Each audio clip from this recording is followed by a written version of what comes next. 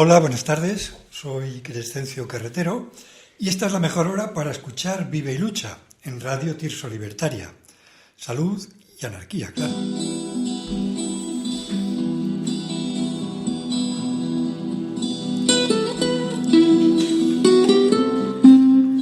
A pesar de los supuestos esfuerzos de las clases dominantes por mejorar las condiciones de sus trabajadoras y sus trabajadores,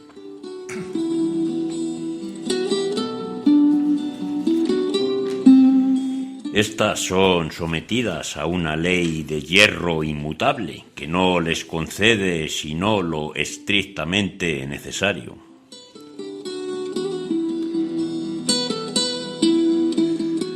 A fin de que estén siempre obligadas a trabajar en provecho de sus amos.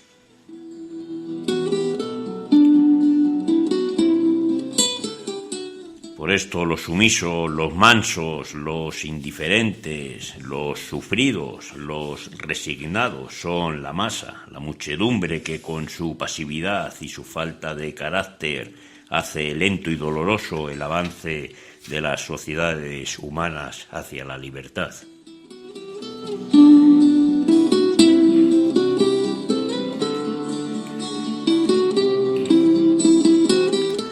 Bueno, salud amigas y amigos, bienvenidos de nuevo a Radio Tirso Libertaria. Os presentamos hoy nuestro magazine Vive y Lucha y recordamos nuestro WhatsApp 692-720150 y nuestro mail radiotirsolibertaria@cntmadrid.org.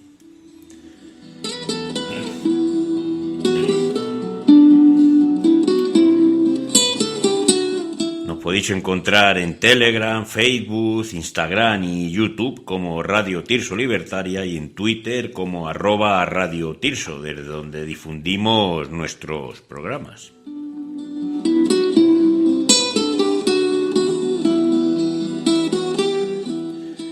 También os recomendamos nuestro grupo. Bueno, amigas y amigos, continuamos en Radio Tirso Libertaria en vuestro programa Vive y Lucha. Hoy con Crescencio, nos acompaña Crescencio del colectivo Jubiladas Solidarias.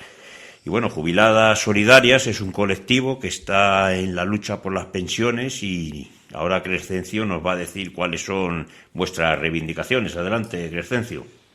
Sí, bueno, las reivindicaciones de los pensionistas varían a lo largo de los años. Digo que varían, pues porque varía la situación económica y de otro tipo de los pensionistas. Cualquiera que haya leído el último comunicado que se ha sacado para la manifestación de hace unos días, bueno, de hace unos 15 días, sí. Si lo analiza un poco detenidamente, verá que hay reivindicaciones redundantes.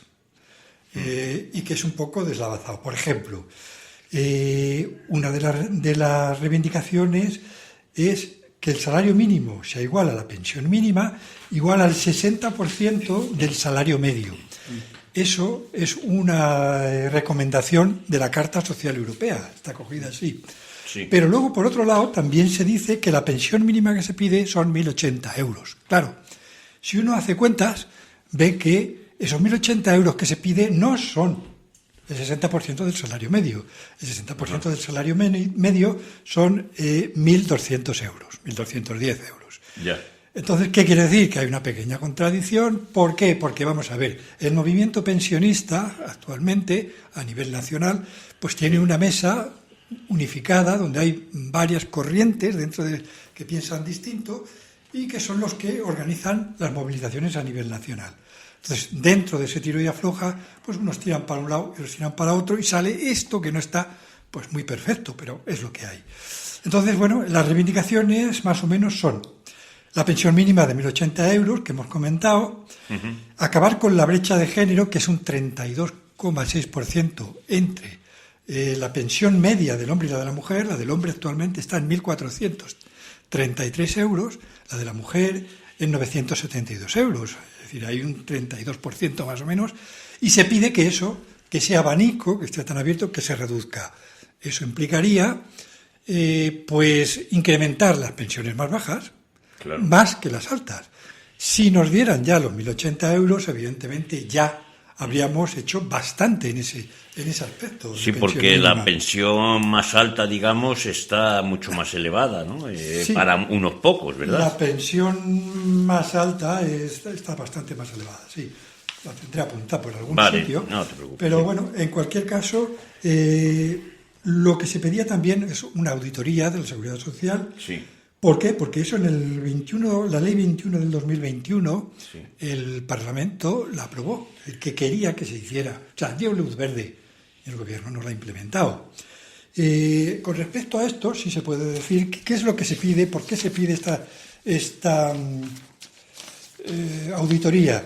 Pues porque la auditoría nos diría el dinero que se ha robado de la caja de las pensiones. Efectivamente. Sí.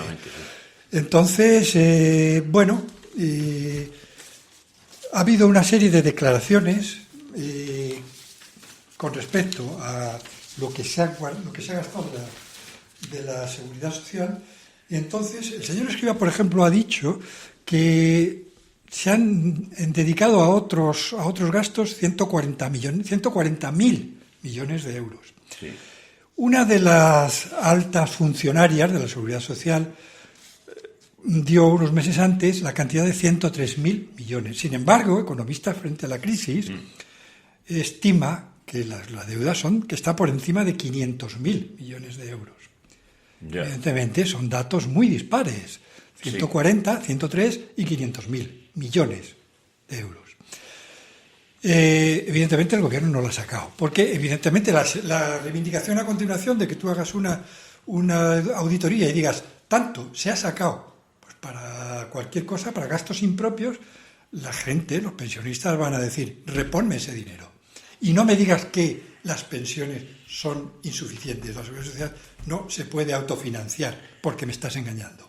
Claro, y digamos, esto vaciar la hucha de las pensiones ya lleva bastantes años. Sí, eso lleva unos 10 años más o menos. Se ha ido vaciando a lo largo de los últimos 10 años. Yeah. Otra de las reivindicaciones, el subida de salarios y pensiones con el IPC real. ¿Por qué? Con la llegada de Escrivá se impuso el IPC medio. El IPC medio es algo que se calcula entre dos cantidades, una que son más altas y otras más bajas. Si tú calculas la media entre 6 y 12, la media te va a dar el 9% claro, de incremento. Entonces, si a ti te aplican la media, en un sistema que es crecentista, es decir, que está subiendo siempre los precios, te van a estar robando dinero, así de sencillo. Una de las reivindicaciones que ha sido planteada por un colectivo nuevo, que se ha creado hace unos años, precisamente a través después de la reforma Escrivá, de la primera que se hizo, es derogar los coeficientes reductores de la jubilación anticipada por encima de los 40 años, porque pues esos coeficientes reductores se aplican incluso con personas que han estado trabajando toda su vida, 40 años, y todavía, pues si te jubilas un año antes de la edad oficial de jubilación, pues te recorto la pensión. También está el requisito exigido de los 2 años de cotización en los Efectivamente, últimos 10 esa es otra eliminación que se pide. También se pide, por ejemplo, restablecer la edad de jubilación a los 65 años con 15 cotizados, que eso es otra redundancia, porque claro, eso ya se dice también derogar las reformas del 2011, 2013 y reforma de Escrivá. La reforma esto se cambió con la reforma de Zapatero de 2011. Entonces es un poco redundancia, pero se pone ahí, ya digo, porque hay conflictos de intereses dentro de lo que es la Mesa Nacional de Unidad de los Pensionistas.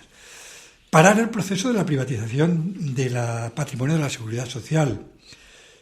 Y pues más o menos esos son, no sé si se me habrá escapado alguna. Esto iba firmado por la Mesa de Unidad de Pensionistas a nivel nacional, que son Asjubi 40, que son los que quieren la reducción de los coeficientes penalizadores de la jubilación anticipada, que esto lo ha creado, la ha creado el Escrivá al incrementar estos coeficientes.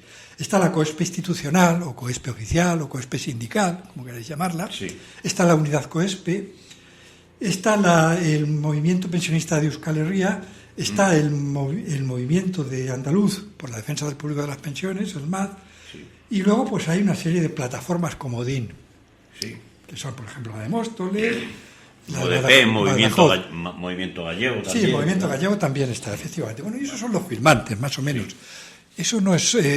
ya cuando hablemos un poco de la lucha pensionista ya veremos que hay más gente que estos, dentro del movimiento pensionista. Creo que, entre las reivindicaciones que propusisteis en la última movilización, también se hablaba de una apertura de diálogo permanente con los movimientos y plataformas de pensionistas que han firmado esta declaración, derogar la ley de promoción e impulso de los planes de pensiones de empleo para impedir el desvío de cotizaciones sociales y otros ingresos públicos de la seguridad social a las entidades financieras, ¿verdad? Esto debe ser bastante importante, ¿no? Eso es muy importante, sobre todo el plan de pensiones de empresa, que es como actualmente se llama la mochila vasca. Sí, eso es.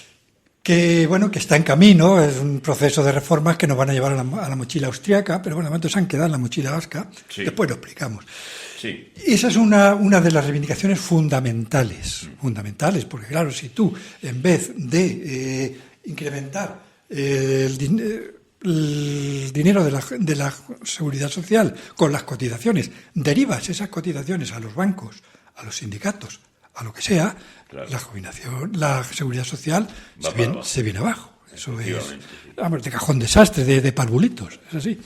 Efectivamente, sí. También, como has hablado, ¿verdad?, derogar los coeficientes reductores de la jubilación anticipada, esto ya lo hemos dicho, ¿verdad?, incrementar el porcentaje de base reguladora que corresponde a las pensiones de viudedad, porque, dinos, Crescencio, el tema de las pensiones de viudedad, ahí sigue existiendo no solo la brecha de género, sino una tremenda discriminación. Sí, a ver, el movimiento pensionista pide 1.080 euros y no hace distinciones entre si esas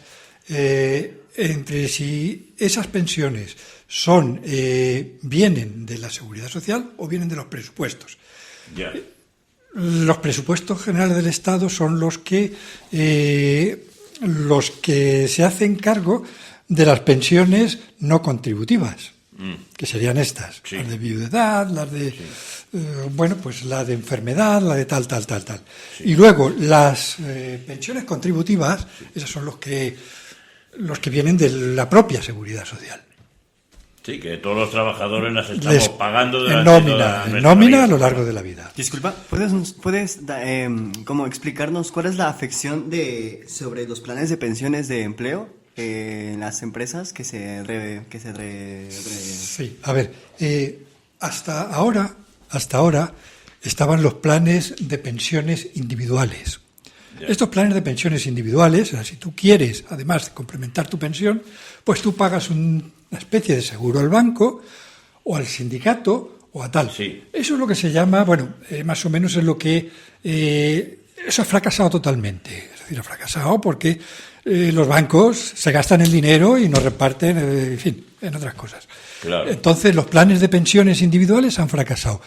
¿Qué es lo que ha querido imponer Escrivá? La mochila vasca, que es lo que ya se estaba haciendo tanto por ELA como por LAF en Euskadi, que es la mochila vasca. La mochila vasca consiste en que derivar una cantidad de dinero dentro de unas empresas que hay que negociar. Son planes privados de empresa. Entonces hay que negociarlo en cada empresa. Unas empresas dedicarán más, otras menos. Eso lo controla un banco, generalmente Santander y BBVA. Es una privatización encubierta del sistema de pensiones. Exactamente, pensiones. es decir, la filosofía de las pensiones hasta ahora, las pensiones bismarckianas que dicen, porque ya las hizo Bismarck a finales del siglo XIX, sí. Consisten en que las personas que están trabajando de su cotización pagan la jubilación de las personas que ya han dejado de trabajar, que a su vez pagaron a los anteriores jubilados.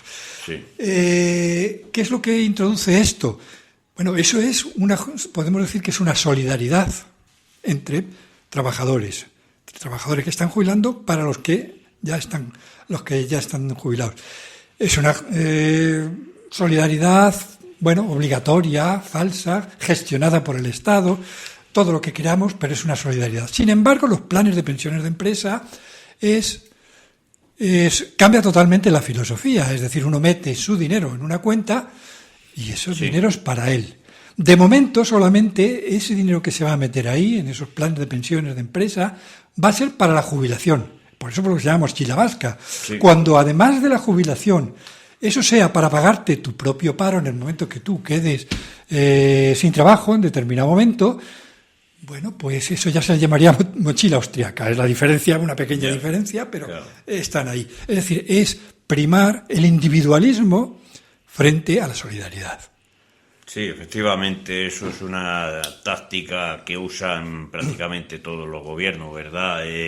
Fomentar individualismos en contra de las colectividades y de las acciones en común de trabajadoras y trabajadores. Bueno, vamos a hablar un poco de, como nos has dicho, ¿verdad, Crescencio?, del tema de la seguridad social, porque claro, bien nos has indicado antes, ¿no? La reforma de pensiones en el 2011... pues firmaron, por ejemplo, el aumento de la edad de jubilación de 65 a 67 años de forma gradual, ¿no? Desde el 2013 al 2027. Firmaron el alargamiento de la base reguladora de 15 a 25 años, ampliaciones de 35 a 37 años de cotización necesarios para alcanzar el 100%, endurecieron los coeficientes de penalización, ¿no? a la jubilación anticipada.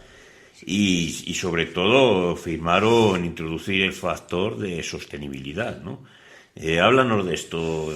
Porque, Sí, claro, bueno, yo eso, antes quisiera hacer un pequeño flashback. Vale, sí. Vamos a situar eso un poco dentro de lo que es la seguridad social en España. La seguridad en España nace un poco a consecuencia del plan, vamos a ver, de los años 60, sí, que es cuando llega a España el, ¿cómo se llama?, el Bienvenido Mr. Marshall, de la película, el Plan Marshall. Plan Marshall, sí. A partir de entonces es cuando en los años 63 y 66 es cuando se ponen las leyes de bases de la seguridad social. Eso es traer el estado del bienestar a España. En aquel momento una dictadura y, bueno, es dar un respaldo total a esa dictadura. Pero en realidad la seguridad social ya estaba funcionando de antes. El primer seguro en España se hace en 1900. Ya he dicho que, por ejemplo, que en Alemania las pensiones bismarckianas estas ya están funcionando desde finales del siglo XIX. En 1919 se da el seguro obligatorio de vejez, que es lo que ha puesto ahora mismo el señor Escrivá sobre la mesa. Es decir, tú tienes una cartilla, ahí pagamos el Estado una cantidad, paga el trabajador una cantidad, paga el empresario una cantidad, y cuando tú te jubilas, retiras esa cantidad. Es decir, ahí no tiene nada que ver con la solidaridad, eso es una cosa totalmente individualista y egoísta, vamos a ver. Claro. A ver, y en el 1908 se crea el Instituto Nacional de Previsión, que es un poco, pues, por donde se regula la seguridad social. Ya digo que en el 63 al 66 se crean las bases de seguridad social, que es cuando desemboca la seguridad social en España. Yo soy una espalda mojada, voy a decirlo así. Yo he venido de La Mancha y soy un inmigrante aquí en esta comunidad. Pero yo recuerdo que cuando tenía pues 8 o 10 años, ¿qué es lo que pasa? Que en el 63 ya se sabe cuáles son los parámetros con los que se va a hacer la seguridad social. La gente ya sabe que va a haber una pensión para todo aquel que haya trabajado y que va a ser una pensión para toda la vida. Eso es, bueno, un salto de la noche a la mañana de lo que prácticamente era anteriormente. Entonces, ¿qué es lo que pasa? Que en el campo la gente iba, oye, fulanito, contrátame porque esto está ahí y para que me quede pues, un poquito de lo que sea. Y la gente incluso, a los agricultores que estaban en peores situación, pagaba el dinero a los agricultores medianos para que les contratasen y que eso se pagase al Estado pues para acceder a esa seguridad social. Es decir, hubo una revuelta bastante importante, sobre todo dentro del campesinado. Esa ley del 66 implanta la seguridad, o sea, la jubilación a los 65 años, con 8 años cotizados. 8 años. Con 8 años es suficiente para llegar al 100%. Y la base reguladora era 2 años. Es decir, tú una vez que hayas trabajado 2 años, o sea, 8 años, con los 2 últimos años te calculan lo que vas a cobrar. Y había una bonificación hasta un día. Es decir, con un día que hubieses trabajado, ya tenías derecho a lo mínimo. el salario de la pensión de subsistencia. Es decir, eso era un salto de la noche al día de lo que habíamos tenido en España. ¿Qué pasa? Que en 1978 cambian las cosas, ya estamos en democracia. Entonces desaparece el Instituto Nacional de Previsión y nace el Instituto Nacional de la Seguridad Social. En el 85, la Ley General de la Seguridad Social separa la sanidad de la seguridad social. Estaban juntas y las separan. Por un lado, lo que es la sanidad va a ser financiada por las comunidades y tal, con la ayuda del Estado, y la seguridad social pues es un organismo que depende del Estado y donde se cotiza pues para gestionar las pensiones, el paro, etcétera, etcétera. Y en 1900, las pensiones no contributivas llegan en 1990. Y en 1995 el Pacto de Toledo. ¿Qué es el Pacto de Toledo? Bueno, lo primero que hace es instaurar de que la revalorización de las pensiones van a ser a través del IPC. Esas son las primeras medidas. Que la edad oficial de jubilación son los 65 años. No cambia nada. Sin embargo, lo que hace es que divide, como ya he dicho, por un lado las pensiones contributivas se van a hacer mediante las cotizaciones y las no contributivas van a ir a presupuestos del Estado. Y en el año 2000 se crea el Fondo de Reserva de la Seguridad Social. El Pacto de Toledo, es una comisión parlamentaria que no tiene poder de decisión, pero que aconseja al Estado cuáles son las medidas para sostener las pensiones. Evidentemente, ahí están todos metidos. Y ¿qué van a aconsejar? Lo que dictan el FMI, el Banco Mundial y la Comunidad Económica, es decir, medidas ya a estas alturas, en 1995, totalmente neoliberales y neoconservadoras. Y para sacar eso del foco de atención, hacen una comisión que presenta sus recomendaciones, que luego esos hacen el paripé de que negocian en la mesa de seguridad social con los sindicatos, que están todos de acuerdo, y lo pasan a una ley. Esa es un poco la historia del Pacto de Toledo. ¿Y en ese momento el movimiento tuvo alguna repercusión en el tema de las pensiones? ¿Qué se hizo? ¿Qué movimiento? El movimiento por las pensiones. El movimiento de las pensiones se crea a partir del año, es una cosa que ya del año 2000, 2012, 13. Luego lo hablamos, pero vamos a ver. Las pensiones, las reformas históricas comienzan en el 85. Es decir, en el 66 se ha creado la Ley de Bases de la Seguridad Social con estas condiciones que he dicho, que son muy buenas.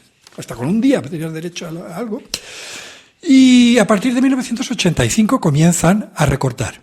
La primera es la de 1985 del PSOE, que la base reguladora, en vez de 2 años, la pasa a 8. Que para tener derecho a la seguridad social no bastan con 8 años ya, ahora ya son 10 años. Para eso se monta una huelga general. Sí, claro, porque claro. había otra condición más, es desvincularlas del IPC, querían quitarlo. Entonces lo único que consiguió aquella huelga, que encabezó comisiones obreras, estuvo todo el movimiento sindicalista apoyándolo. La primera huelga que se hizo a Felipe González, yo participé ahí. Efectivamente. Se consiguió de que el IPC siguiese vinculando y estableciendo la subida de las pensiones. Es decir, que eso no lo retirasen, que querían retirarlo. Eso fue lo que más consiguió aquella huelga.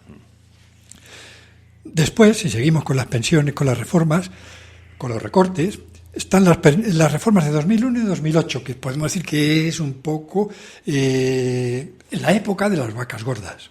Sí. Porque luego vendrá a partir de 2008 las vacas flacas. En esa época de vacas gordas se pasan derecho de 10 a 15 años. Es decir, ya para tener derecho a la pensión ya no te basta con 10 años, como había hecho Felipe González. Sí. Ahora ha venido el nuevo, el del bigote, y dice que en vez de 10 ya son 15 años. Y la base reguladora pasa a 15 años. No en 10, sino pasa a 15 años. Son reformas, como ya digo, de las épocas de las vacas gordas. Sí. Porque en el 2011, en el 2008 viene la Gran Depresión y en el 2011 viene la Gran Reforma. Sí. La reforma que es la más dura de todas. Sí. Entonces, esta reforma, que lógicamente la firman y sacan pecho por ella, Comisiones Obreras y UGT, es el incremento de la edad de 65 a 67 años. el incremento de la base reguladora de los 15, recordamos que habíamos empezado en 2 años. Sí. Pues ya pasamos a 25 años, es decir, te los calculan con los últimos 25 años. Te incrementan los coeficientes de penalización en la jubilación anticipada y se bonifica un poco el que tú trabajes más. Es decir, por cada año que trabajas te dan un 2% más de pensión aproximadamente. Y se introduce un factor de sostenibilidad.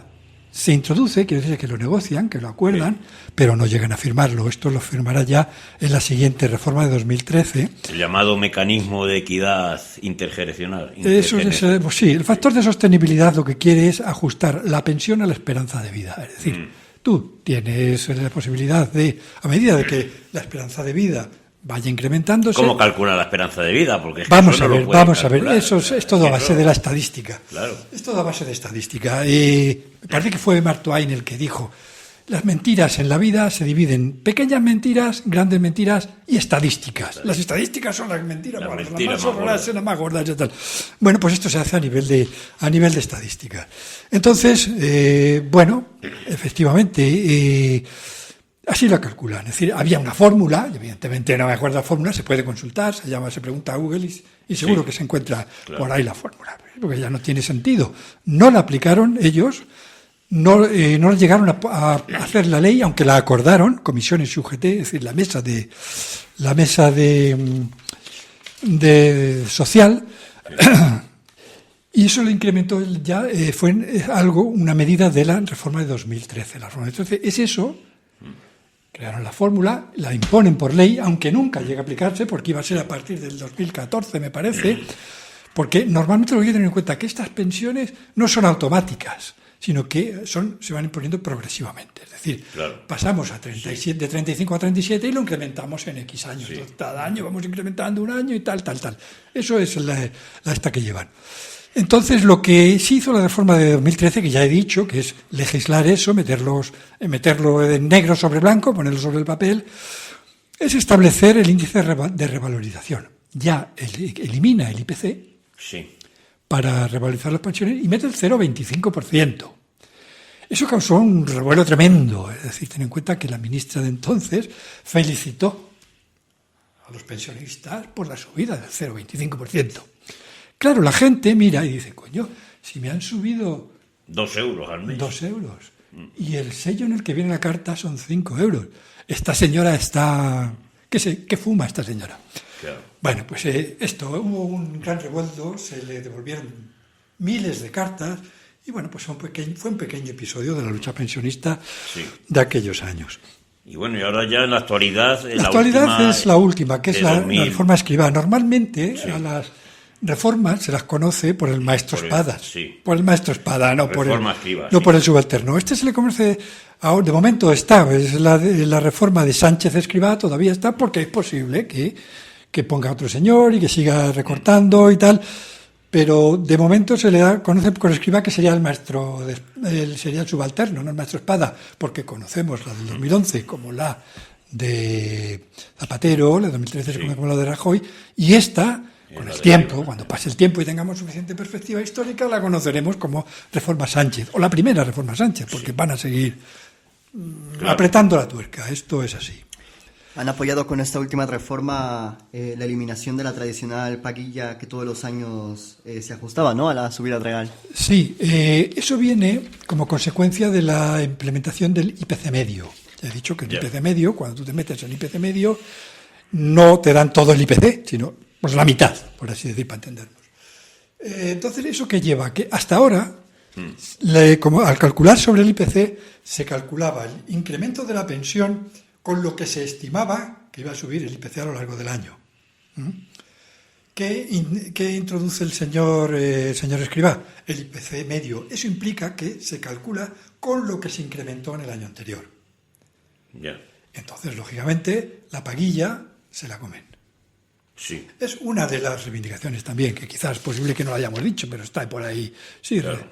Está por ahí también. No, desde luego, Crescencio, con esta última reforma de Escrivá, desde luego es un nuevo endurecimiento de los coeficientes de penalización para la jubilación anticipada y bueno, también busca desfondar, creemos, ¿no?, la seguridad social, desviando cotizaciones hacia las gestoras bancarias y los propios sindicatos del sistema. Esto ya lo hemos hablado también. Y bueno, vamos a dejar con un poco de música y continuamos la entrevista con Crescencio del colectivo Jubiladas Solidarias. O vamos a dejar con La Polla Records.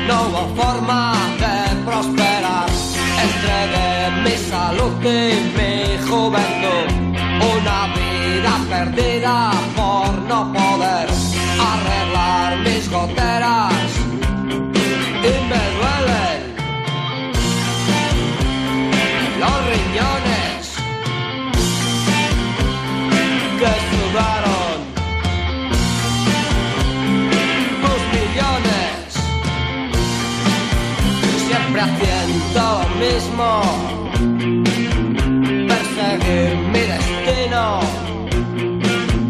por los mismos carriles y no fue divertido, aunque tarde me doy cuenta que me hiciste la faena. No me encuentro satisfecho y quería que lo sepas, y me duele los riñones, mis dolores, tus millones.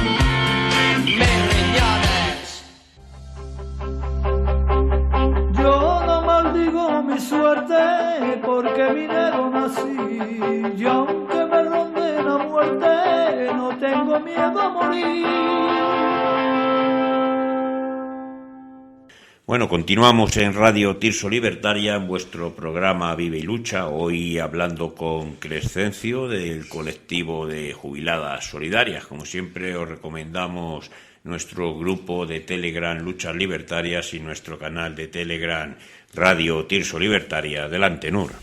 Buenas tardes. Háblanos, por favor, sobre la reforma Escrivá, sobre las 3 fases que ha tenido esta reforma a lo largo del tiempo. Sí, bueno, esta reforma tiene lugar de los años 2001, entre 2001 y 2021 y 2023, perdón, y se hace en 3 etapas. Hay 3 negociaciones con sindicatos en la mesa en la que más o menos están de acuerdo, ya dirán en qué cosas están de acuerdo y en qué cosas no, y hay 3 decretos leyes pues que instituye, por así decir, estas negociaciones. Entonces, el IPC real, ya hemos dicho, cuando hemos leído las reivindicaciones, ha pasado a IPC medio, lo cual ha implicado la eliminación de la paguilla de toda la vida. Es decir, la paguilla se la queda al Estado. El incremento de los coeficientes penalizadores a la jubilación anticipada ha creado una nueva organización de pensionistas, que es Aljubi 40, porque esos coeficientes siguen penalizando a personas que han estado toda su vida trabajando, más de 40 años. Entonces, ya digo que hay una nueva organización pensionista con respecto a esto.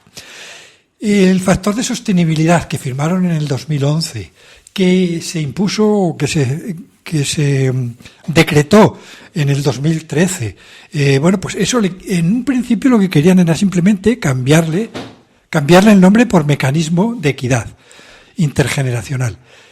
Ante el escándalo que eso supone, pues eso cambia. Entonces lo que hacen es poner un nuevo impuesto a la nómina que vaya a ir directamente a reforzar lo que es la caja de la Seguridad Social, el fondo de reserva de la Seguridad Social. Entonces, estaba en un principio impuesto en 0,5 para que pagasen las empresas, 0,1 el trabajador, es decir, un 0,6%, y que eso se iría incrementando hasta el 2029 hasta ser un 1,2%. Es decir, es un nuevo impuesto en el que el único fin que tiene es rellenar el fondo de reserva de la Seguridad Social. Se estima que a finales de 2023 ese fondo, que había quedado prácticamente a cero, pues tenga 5.500 millones de euros. Bueno, sí, una estimación que no es, sí, no es la realidad. No es, claro. bueno, se estima, es una estimación que hay, no ha terminado 2023. Otro de lo que se ha negociado, de lo que se ha firmado, de lo que se ha impuesto, es los planes de pensiones de empresa, que como ya hemos dicho, mochila vasca, en camino en un futuro a mochila austriaca, es decir, que en las empresas se negocie una cartilla a la que vaya a pagar un dinero, que en vez de ir a la Seguridad Social, vaya a esa cartilla, que ya no fomenta la solidaridad, sino que fomenta el egoísmo, y que, bueno, pues cada uno se paga su jubilación. Eso es lo que se llama una privatización encubierta sí, de las pensiones. Bueno, Crescencio, ya tenemos bastantes datos, ¿no?, sobre todas estas reformas, pero lo que de verdad nos interesa a nosotros, ¿verdad, Nur? Sí, bueno, pues hablar de que ya el movimiento lleva 30 años y pues te queremos preguntar sobre eso, sobre la creación de la UAP y, hombre, todo lo que han pasado a través de este tiempo. Bueno, lo que se conoce como movimiento pensionista lleva desde la segunda década del año 2000, porque antes lo referente a las pensiones lo negociaban y se reivindicaba desde los sindicatos. Sí. A partir de 2013 y 2015, las demandas se hacen no solamente desde los sindicatos, sino que también desde las asociaciones de vecinos y las asambleas de barrio que salen tras el 15M. Desde ahí ya empiezan a hacer las primeras demandas sobre la primera reforma de 2011, la primera reforma de la etapa esta de la Gran Depresión. En 2013 se crea, en 2014, en febrero, se crea la Marea Pensionista en Cataluña. Ese es el arranque, por así decir. En el 2016, en Madrid, se crea la COESPE, con gente que viene de 10 comunidades autónomas. La COESPE significa Coordinadora Estatal por la Defensa del Sistema Público de Pensiones. Entonces, la COESPE nace un poco, por así decir, con un eslogan que es gobierne quien gobierne, las pensiones se defienden. Eso cala mucho dentro de lo que es el movimiento pensionista y eso va a dificultar mucho las maniobras que vendrán. Entonces, una de las cosas que se piden es el blindaje de las pensiones en la Constitución, reivindicaciones del principio, sí, la derogación de las reformas de 2011, 2013, etcétera, etcétera. Y en 2018, ya hemos dicho, 2013, Marea en Cataluña. 2016, COESPE. 2018, Euskadi plantea los lunes al sol. Los lunes al sol significa que en cada pueblo donde hay un pequeño grupito de pensionistas salen frente a su ayuntamiento todos los lunes y llueva, truene o haga sol, se manifiestan exigiendo, bueno, pues sus derechos, por así decir. Sí, de hecho, en Crescencio las movilizaciones más fuertes todos los lunes son en Bilbao. Yo los conozco personalmente a los que están con este movimiento ahí en Bilbao, en Euskadi, sí. Sí, en Bilbao hay dos focos muy importantes, que son Bilbao y Baracaldo. Son dos grandes atractores donde, bueno, pues allí van los jubilados, no solamente de esas ciudades, sino de todos los entornos, a manifestarse. Y del 2018 a 2019 es donde tenemos las grandes movilizaciones de pensionistas y las infiltraciones de el establishment dentro del movimiento pensionista. Claro.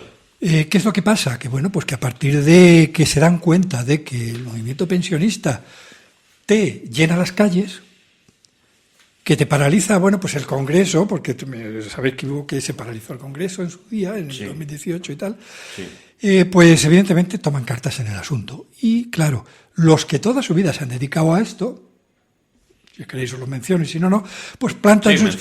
Pues sí, bueno, evidentemente son los grandes sindicatos, ¿para qué vamos a comisiones obreras y UGT? Lanzan sus submarinos con todas las cargas de profundidad e intentan romper ese movimiento pensionista. ¿Por qué? Porque no les interesa que haya movilización en las calles. Porque eso les deja con el culo abierto, con el culo al aire. Evidentemente no les interesa. Entonces a ellos les da igual que se rompa el movimiento pensionista o que consigan ponerse a su cabeza. Intentan ponerse a la cabeza, pues como por ejemplo en los años 30 se pusieron, el señor Carrillo se puso al frente de las juventudes socialistas y las pasó al PC. Las convirtió en juventudes comunistas. Fue un submarinismo, un infiltramiento y las cambió. Sí, de hecho son especialistas en este tipo de tácticas. Estos dos sindicatos, UGT y comisiones, son los sindicatos verticales, todo lo contrario que nuestros sindicatos horizontales, y desde luego son expertos en manipular y en remar para el gobierno, porque dependen de ellos. Hombre, y en general la mayoría de sindicatos, si no es que todos, menos este. Bueno, vamos a ver. La infiltración, ya digo que tiene este motivo. ¿Por qué? Porque el movimiento pensionista en España no es algo que esté defendido por los sindicatos. Lo que hay son movimientos sociales.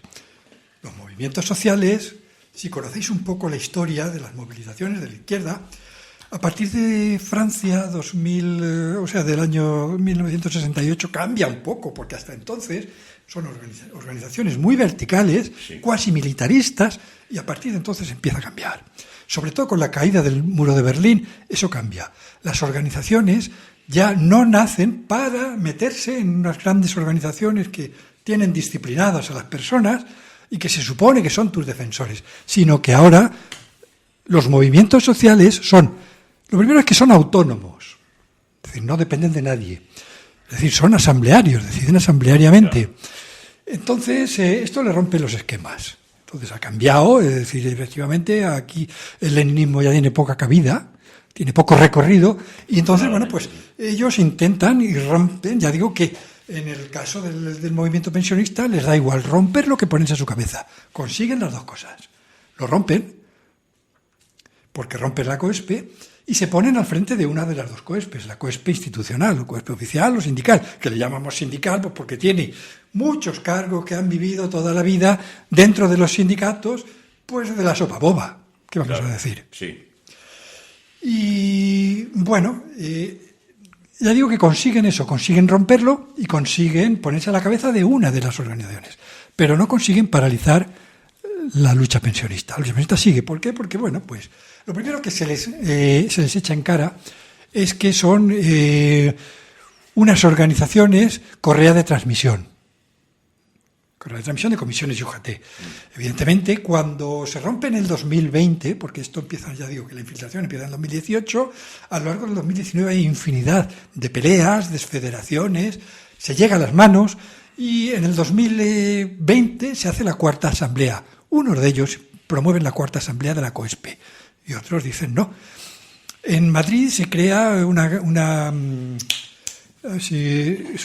es una coordinadora, una gestora, una especie de gestora, sí, para el tiempo en el que sea el confinamiento. Pero termina el confinamiento y esa señora no dimite, sigue ahí. Hubo un parón durante el confinamiento, durante la pandemia. ¿Qué pasó ahí con el movimiento pensionista? Hubo parón, pero fue cuando se cuece toda la ruptura.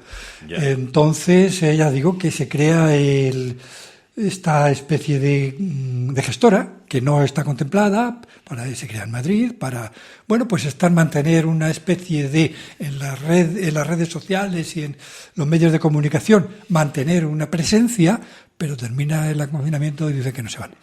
Entonces, otra de las cosas es que se inhabilitan a 21 personas que dicen que te columpien, porque son personas que han estado... ¿Cómo que las inhabilitan? Sí, porque claro, son las personas que desde lo que la COESPE tiene una comisión de garantías de la tercera asamblea. Entonces la comisión de garantías, al ver el follón que están organizando, inhabilita a 20 personas porque son las que están organizando la cuarta asamblea. Claro, quieren parar la movilización. Claro, es decir, en ese momento... En el momento que cambia el discurso, es decir, lo que antes eran muy malas para toda la COESPE, eran muy malas las reformas 2011 y 2013, ya solamente es mala de 2011. Solamente es la de 2013, porque la de 2011 la han firmado ellos, entonces claro, sacan pecho y tal. Esta serie de cosas. Sí, politizan totalmente el movimiento, que es lo que suelen hacer esta gente en todos los movimientos sociales. Evidentemente, de todas maneras, esto está no solamente es algo que se diga, hay documentos. Por ejemplo, si alguien se mete en la Gaceta Sindical, que es el órgano de comisiones obreras del 10 de abril de 2018, que están colgadas en Internet, pues se va un poco al tema que hablan de las movilizaciones y dice lo siguiente, os lo voy a leer. Dice, mira, en su informe, Unai Sordo advierte sobre la proliferación de plataformas o coordinadoras que impugnan el Pacto de Toledo, qué horror, y se erigen en representante de jubilados y pensionistas. Hemos de estar atentos a estos intentos de instrumentalizar estas movilizaciones y los vamos a combatir. Háblanos, por favor, más acerca de esas movilizaciones que ocurrieron en el 95 a partir del Pacto de Toledo. ¿En qué año en él? En el 95. En el 95 se forma el Pacto de Toledo.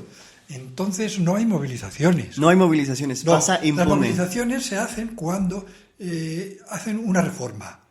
O cuando evidentemente hay acumuladas una serie de reivindicaciones. Entonces, lo que pasa es que estas reivindicaciones cambian dentro de lo que es, porque están totalmente enfrentadas. Es decir, mientras ya os he dicho que eran malas las reformas de 2011 y 2013, desde COESPE oficial cambia el discurso. Y entonces ya dicen, no es tan mala, solamente es mala la del 2013, la del 2011 no es mala, la hemos firmado nosotros. También dice que el Pacto de Toledo pues quizá no es tan malo y que puede ser incluso interesante los pactos de pensiones de empresa. Es decir, ese es el discurso que hay. En el momento que esto, desde el resto del movimiento pensionista, se les critica y se les dice que es lo que hacen los sindicatos, los partidos con los sindicatos, es decir, una correa de transmisión de los intereses de los grandes sindicatos, que son los que han negociado y firmado las reformas que perjudican a los pensionistas, evidentemente vuelven a cambiar el discurso y ya dicen que, que a lo mejor el Pacto de Toledo no es tan bueno como tal. Es decir, la crítica entre unos y otros hace que unos y otros cambien un poco su discurso. Y pues ya os he dicho, es decir, se fragmenta en septiembre del 2020 con la cuarta asamblea de COESPE, que apoya el sindicalismo, la COESPE sindical, digo que se le llama así, porque tiene muchos cargos de sindicatos que han estado viviendo toda la vida del subsidio del Estado, y los tiene en esa cúpula. Claro, efectivamente, como siempre, UGT, comisiones y UGT son sindicatos del poder y, bueno, son especialistas en entrar en movimientos sociales y arruinar estos movimientos. Os vamos a dejar con un poco de música y continuamos con la entrevista. Os dejamos con los peluqueros de Punset.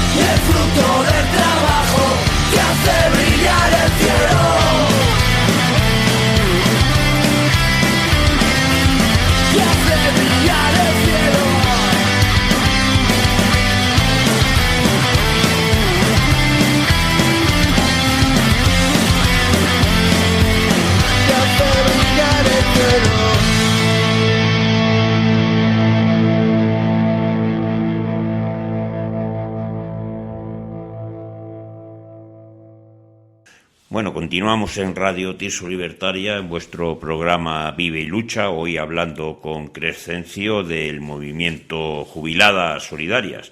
Y bueno, como hemos estado hablando antes del corte para la música, ¿verdad? Después de esta injerencia de comisiones UGT, ¿verdad? Pues ha habido una recomposición del movimiento de la Unidad de Acción Pensionista. Háblanos de ello, Crescencio. Sí, bueno, lo que hay que tener claro es que con la ruptura hay dos COESPES.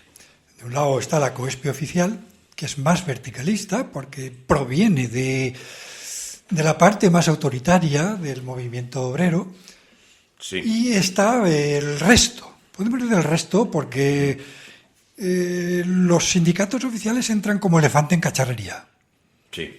y pasan destrozando todo y tal. Entonces, contra ellos todos. Pero bueno, en principio, dentro de esta COESPE oficial, lo que se practica es lo que se practica a nivel del Estado, lo que llamamos democracia representativa. Es decir, tú eliges a un representante y este representante decide las líneas a seguir. Es el que decide. Dentro del resto... Todo lo contrario al asamblearismo. Claro, dentro del resto del movimiento pensionista, lo que se practica es la democracia participativa, que es lo que vienen haciendo todas el movimiento que hemos dicho que se inicia en el mayo del 68 francés, es decir, los movimientos sociales. Hay independencia, hay autonomía y lo que se practica es la democracia participativa. Las personas participan en las decisiones de su grupo. Como tiene que ser, claro. En definitiva, eso es lo que hay. Entonces, ya digo que eso está dividido, pero no solamente está dividido en dos partes, hay más partes, porque hay una parte que en 2021 recoge a bastantes plataformas que han sido expulsadas, que han sido ninguneadas, etcétera, etcétera. Y este tipo de organización se llama la voz de las plataformas. Sí. La voz de las plataformas es, podemos decir, la más anarquista de las plataformas. ¿Por qué? Porque no solamente son horizontales, sino que además están un poco sin estructurar, por así decir. Es decir, si, por ejemplo, COESPE a la Unidad de Acción Estatal manda 2-3 personas, COESPE Unidad manda otras 2-3 personas, el Movimiento de Andalucía, Modepen, el Vasco, mandan 2-3 personas, de tal manera que la mesa esa lo conforman 15-20 personas. La voz de la plataforma quieren ir los 30 o las 40 plataformas, cada uno con su... Entonces eso es bastante desestabilizador. Están un poco sin estructurar de momento. Ya digo que nace un poco más tarde, nace en 2021. Claro. En el 2020, el MAD, que es el Movimiento Andaluz de la Defensa de la República Pensionista, es el que promueve la unidad de acción, donde dice, bueno, sí, está muy bien que cada uno vaya por su lado, pero nos están dando todas por el mismo carrillo. Entonces hay que plantar cara un poco en unidad. Y es de donde nace la mesa de unidad de acción estatal de las pensiones, donde están esos que hemos dicho al principio, las dos COESPES, Andalucía, el de Galicia, el de Euskadi, etcétera, etcétera, etcétera. Vale. ¿Qué papel han tenido las televisiones para el auge de la oficiosa COESPE? Bueno, es decir, el sistema solamente protege a los suyos, es decir, al enemigo ni agua. Es así. Si tú tienes en las calles un movimiento que se opone al sistema, no solamente te van a ningunear, sino que ni van a hablar nada de tus acciones. Tiene que ser algo muy espectacular para que te digan algo. Entonces, bueno, pues han promocionado, y lógicamente, no solo lo mismo que en todos los telediarios y otras cosas, pues siempre que llaman a los sindicatos, solamente hay dos. Y siempre que llaman a las COESPE, solamente hay una. Es lo mismo, es decir, potencian y al enemigo ni agua. Claro, Enemigo, que el sistema pensionista es enemigo del sistema, y claro, el sistema pues no es nada su enemigo ni nada. Es lo que hay. Sí, claro, introducen sus submarinos, como bien has contado antes, y, en fin, manipulan todo esto. Bueno, Crescencio, también queríamos hablar de la dimensión internacional del movimiento pensionista. Háblanos un poco de esto. Creo que ha habido un encuentro europeo, o va a haberlo. Bueno, a ver, eso está en el aire. En principio había previsto un encuentro para junio, para principios de junio. ¿Qué pasa? Que en Europa el movimiento pensionista lo llevan los sindicatos. En España estamos diciendo que son los movimientos sociales. ¿Qué pasa? Que Comisiones Obreras y UGT pues tienen mano en las organizaciones europeas de sindicatos. Yeah. Se ha dado un caso además de irrisorio, patético, vamos, es el caso de que, por ejemplo, el PP de UGT ha estado en las manifestaciones en Francia defendiendo que está la lucha de los pensionistas franceses para evitar que les suban de 62 a 64 años la edad de jubilación, cuando aquí él ha firmado los 67. Exactamente. Él ha firmado aquí los 67. Bueno, es patético, es de risa, pero bueno, pues ahí están, es lo que hay. Entonces no se celebró, no sabemos si se podrá celebrar, y bueno, lo que sí se puede decir un poco es que más o menos el neoliberalismo, el neoconservadurismo a nivel europeo, y como sabemos, está intentando llevar a la privatización. Y entonces, bueno, pues la pensión media, por ejemplo, que hay, varía mucho dentro de Europa. Claro. En Portugal son 487 euros, 1.500 en Francia, 833 en Grecia, 1.079 en Alemania, 1.285 y 1.300, prácticamente lo mismo, en Italia y en España.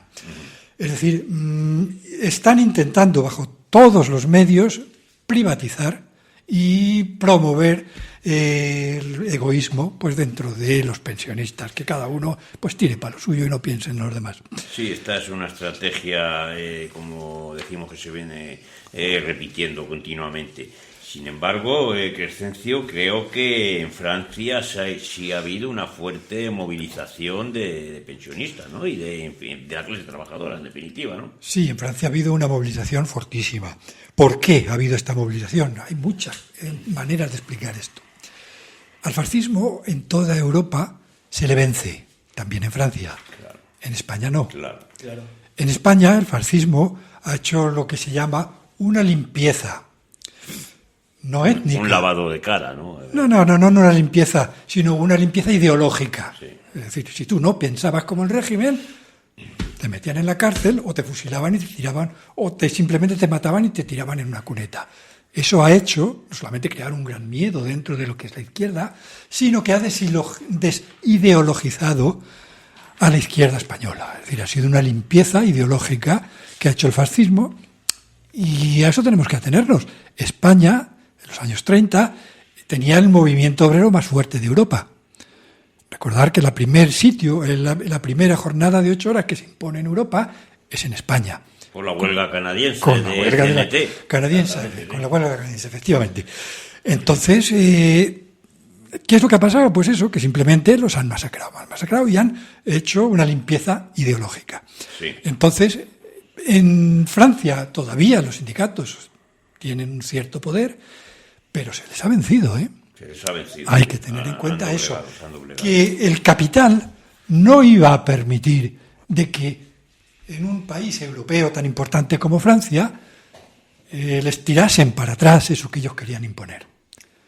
Si se consigue alguna vez, tendrá que ser a nivel global, en toda Europa, levantarse en toda Europa, y entonces podremos, a lo mejor, o a lo mejor no, pero tendremos más posibilidades de tirar esa política neoconservadora. Y hablando Claro. sobre el tema, ¿se tiene intención de convocar movilizaciones a nivel europeo? Ya te digo que ha habido un intento en junio de hacer una cumbre de pensionistas que no ha salido para adelante, y se está trabajando. Yo no sé si podrá salir hacia adelante o no. Y ya digo que tenemos el hándicap de que en Europa los intereses de los pensionistas los defienden los sindicatos. En Ya. España son movimientos sociales. Sí. Creo que uno de estos movimientos sociales, como dices, Asjubi 40, estuvieron en Bruselas, ¿verdad? Sí, Asjubi 40 empezó en las calles, Sí. como todos, incluso ha estado en la mesa de Madrid, en la mesa tal, pero luego al final lo dejaron. Cambiaron un poco su política, pues por una política de lucha judicial, por así decir. Las luchas judiciales hay que tener en cuenta de que, bueno, hay gente que todo lo confía a ella, pero en realidad no siempre dan resultado. Es decir, No, sobre todo porque la justicia está totalmente politizada. Entonces, en fin, la gente que tiene esperanzas en conseguir avances por el tema de la justicia están realmente equivocados. Todos los avances históricamente se han conseguido en las calles, en la lucha social. ¿No es así, Crescencio? sí, más o menos. Tampoco se puede... Es un frente también de lucha, y tampoco hay Ya. que olvidarlo. Sí. Entonces, por ejemplo, El movimiento pensionista, ya os dije que al principio, que a partir de 2012, 2013, empieza a poner demandas. Entonces, Domiciano Sandoval, que es ha sido uno de los líderes naturales, por así decir, del movimiento pensionista, hace una demanda en Estrasburgo, en el 2013 me parece que es, por vulneración del Convenio Europeo de Derechos Humanos, cuando Rajoy impone el 0,25%. Es decir, si la vida me ha subido un 2%, ¿por qué me pagas solamente el 0,25%? Eso vulnera los derechos humanos y me está robando dinero. Bueno, pues en España esa demanda no sale adelante. En Europa tampoco. ¿Qué es lo que nos hace pensar eso?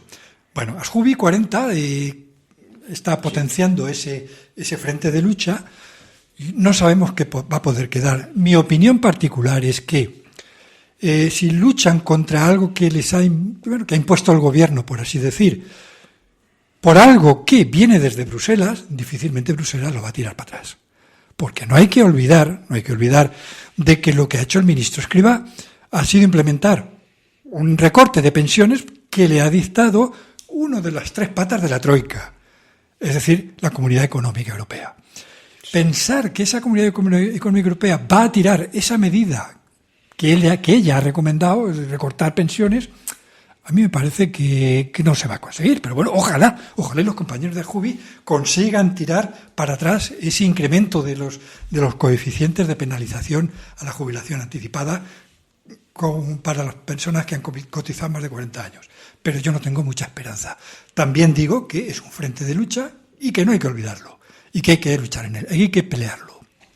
Claro, efectivamente, hay que pelear en todos los frentes. Nosotros, como anarcosindicalistas, siempre defenderemos la lucha en las calles. Y bueno, recordamos la tabla reivindicativa de este movimiento de pensionistas, ¿no?, de lucha por las pensiones, garantizar la pensión mínima contributiva, ¿vale?, que sea igual al salario mínimo interprofesional, 1.080 euros, eliminar la brecha de género, realización inmediata de la auditoría para las cuentas de la Seguridad Social, lo hablamos antes, eliminar el requisito exigido de 2 años de cotización en los últimos 15, actualización de las pensiones y salarios según el IPC real, volver a la edad de jubilación de los 65 años, reducir el periodo de cómputo para el cálculo de las pensiones a los 15 años, garantizar una tasa de reemplazo del 90% para salarios inferiores a 1.500 euros y de 80% para el resto, garantizar la financiación equiparando el salario mínimo al 60% del salario medio, como dijo antes Crescencio, ¿verdad?, incrementar el porcentaje de la base reguladora que corresponda a las pensiones de viudedad, derogar los coeficientes reductores de la jubilación anticipada, derogar la ley de promoción e impulso de los planes de pensiones de empleo, o sea, lo que es privatizar las pensiones, y bueno, y abrir un diálogo permanente con los movimientos y plataformas de pensionistas. Estas son las reivindicaciones, esta es la lucha de nuestros pensionistas y es la lucha de nuestra sociedad. Dinos, Crescencio. Sí, bueno, yo evidentemente tendría que poner un poco el énfasis en una serie de cosas. Está bien pedir la derogación de las reformas de 2011 y 2013, que son reformas de pensiones, pero también las reformas laborales de 2010 y 2012. También hay que pedirlo, porque esas reformas laborales lo que están creando es un empleo precario, un empleo de media hora, un empleo de una semana, que desde luego eso no sirve para que una persona pueda juntar una base reguladora con la que poder conseguir una pensión digna. Sí, efectivamente, Crescencio, ya hablamos de esta reforma laboral de 2012 en un programa anterior. Continúa, sí. Y algo más. Es decir, si nosotros simplemente pedimos y dejamos que la gestión esté en manos del Estado, al final lo que te quito por aquí te lo doy por aquí. Lo que hay que pedir y lo que hay que ser consciente es que tenemos que pedir la socialización de la sociedad, y eso implica la autogestión. Implica la autogestión de la seguridad social. Es decir, los pensionistas, tenemos que ser capaces de gestionar los fondos de los otros trabajadores que forman la seguridad social.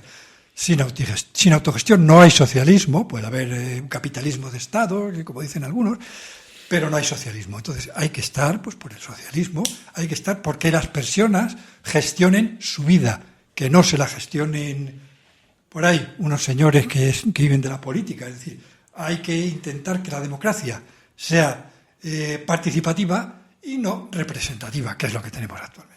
Efectivamente, Crescencio, pues este mensaje es muy, muy revelador, ¿verdad? Nosotros siempre lucharemos por la autogestión, por el socialismo libertario y por eliminar un Estado que, desde luego, lo único que hace es oprimir a toda la clase trabajadora. Bueno, pues te agradecemos mucho, Crescencio, Jubiladas Solidarias, que hayas venido hoy a Radio Tirso Libertaria, a nuestro programa Vive y Lucha. Ha sido un placer y un honor estar hablando contigo. Y bueno, para despedirnos, pues dinos lo que quieras, Crescencio. Bueno, quizás, hombre, a mí sí me gustaría implicar, a ver, algo distinto de lo que hemos hablado. Es decir, habéis dicho vosotros que queremos la eliminación del Estado. A ver, el Estado es una gestora, por así decir, pero el Estado nace hace 10.000 años y nace pues dentro en una especie, que se llama la especie humana, que tiene unas connotaciones muy peculiares. Es decir, la especie humana comparte con los simios, podemos decir, superiores, gorilas, orangutanes y los otros y chimpancés, un ancestro común. Ese ancestro común que compartimos se sabe que era jerárquico. Y como consecuencia, chimpancés, orangutanes son jerárquicos y nosotros somos jerárquicos. Y nos acomodamos a una jerarquía. Eso tenemos que olvidar, que no tenemos que olvidarlo. Lo que diferencia a los seres humanos de los animales es que los seres humanos son capaces de decidir cómo quieren vivir socialmente, si quieren la igualdad o si quieren la jerarquía. Entonces, claro, la pelea entre la igualdad y la jerarquía, entre el Estado y el antiestado, pues viene desde que la especie humana es especie humana, desde que nos bajamos de los árboles. Están peleando los jerárquicos, los que quieren imponer una sociedad vertical, ordeno y mando, y los que se oponen. Y ha sido así siempre. Hay un caso pues que apenas conoce nadie, es que ya Heródoto afirma de que Heródoto escribe en el siglo VI a.C. Efectivamente, sí. O en el siglo V. En el siglo VI se da la subida de Darío al trono de Persia. El trono de Persia está formado por 7 conspiradores. Entonces definen qué es lo que vamos a conspirar, qué es la sociedad que queremos hacer, y deciden, por mayoría, aprobar la monarquía, y la monarquía de la que Ciro será el rey de Persia. Pero uno de los conspiradores, Otanes, dice: para eso no contéis conmigo, yo ni quiero mandar ni quiero obedecer.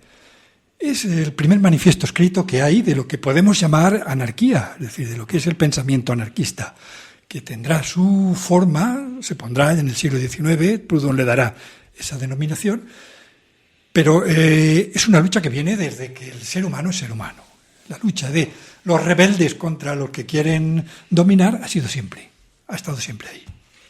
Efectivamente, dinos, Nur. Yo creo que es la lucha contra la sumisión, contra la legitimidad de la sumisión a partir de la clase oprimida. Sí, bueno, es que para que haya opresión, el oprimido tiene que admitir, tiene que colaborar con esa opresión. Si no, efectivamente no habría. Lo que habría que se cargarían al que intenta meter esto, se lo cargarían a la primera de cuenta. Hay una cosa muy interesante que dice Pierre Clastres, y la dice a raíz de la cosa esta de Marx, porque Marx dice que la historia de la humanidad es la historia de la lucha de clases. Y Pierre Clastres le contesta: la historia de los pueblos con Estado es la historia de la lucha de clases. Pero la historia de los pueblos sin Estado es la lucha de esos pueblos contra el Estado, es decir, contra la dominación. Claro. Bueno, no lo sé. Bueno, Efectivamente, para que exista dominación, tú tienes que admitir, es lo que decimos siempre, los, ¿cómo se llaman? Esclavos felices. Esclavos Los esclavos felices proliferan últimamente por este estado que tenemos. En fin, amigas y amigos, nosotros siempre vamos a estar del lado de los oprimidos y siempre vamos a fomentar esta revolución y esta lucha contra todo tipo de opresión. Esperamos que os haya gustado este programa de hoy, nuestro tema sobre la lucha de los pensionistas. Hoy hemos estado con Crescencio del colectivo Jubiladas Solidarias. Y bueno, os emplazamos a la siguiente semana donde seguiremos tratando los temas que os interesan. Nos podéis encontrar en Telegram, Facebook, Instagram y YouTube como Radio Tirso Libertaria y en Twitter como @Radio Tirso. También nos podéis contactar por WhatsApp en el número 692-720-150 y por mail en radiotirsolibertaria@cntmadrid.org. Hoy os hemos acompañado Nur, el compañero Crescencio y Mario a los mandos de la nave libertaria y esto es Vive y Lucha. Salud, amigas y amigos. Salud y anarquía. Bravo, bravo.